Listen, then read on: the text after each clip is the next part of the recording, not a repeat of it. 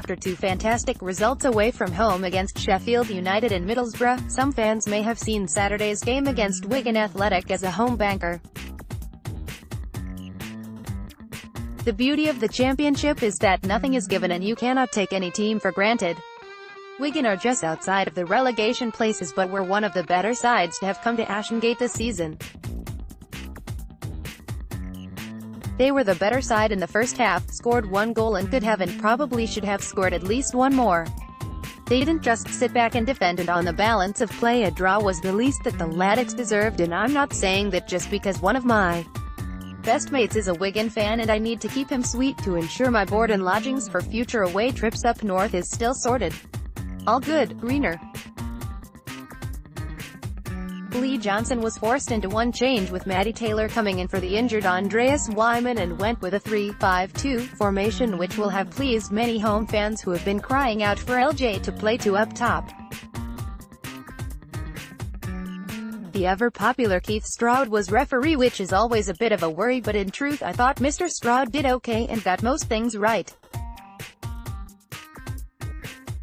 We struggled to find our rhythm in a first half which was a largely scrappy affair, and probably the only moment of real quality was Wigan's opener, a 30-yarder from Reece James.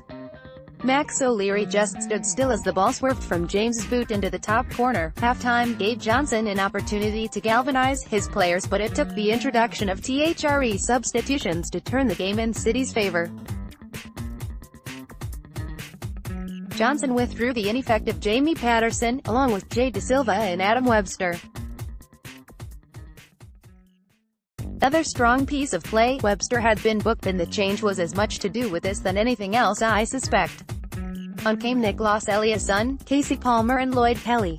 I make no bones about it, I like Palmer. I think he has that spark about him, a touch of class. Casey's first thought as an attacking one with a quick speed of thought and one or two touch. Almost immediately a cleverly clipped ball into the box, almost saw Taylor on the end of it. Didn't have to wait long before we were level. Didiu fed the ball to Eliasson and his curling cross found Taylor, who had peeled off in the 6-yard box and found the net with a good header. The crowd could sense there was more in this, and within a few minutes we had turned the game around. Another strong piece of play from Big Fam and some good link-up play between Palmer and Taylor eventually saw the ball break, and from the penalty spot Casey smashed in the ball.